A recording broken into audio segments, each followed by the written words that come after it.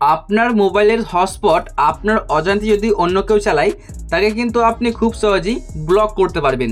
মানে সে কিন্তু আর চাইলেও আপনার এই মোবাইলের হটস্পট ব্যবহার করতে পারবে না।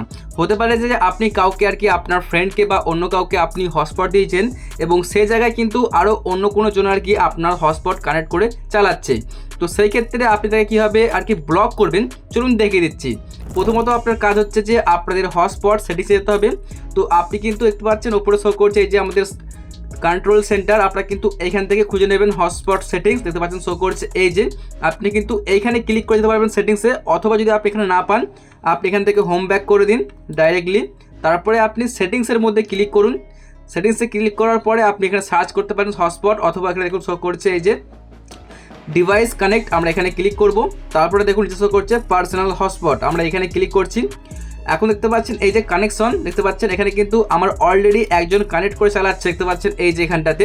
তো একে ব্লক করার জন্য কি করতে হবে, সিম্পলি আপনি এখানে ক্লিক করবেন, দেখতে পাচ্ছেন এই যে লাল কালারের চিহ্নটাতে আপনাকে ক্লিক করতে হবে। তারপরে সিম্পলি আপনি এই ব্লকে ক্লিক করে দিন। এই যে আমি ক্লিক করলাম, এটা কিন্তু এখন ব্লক হয়ে গেছে।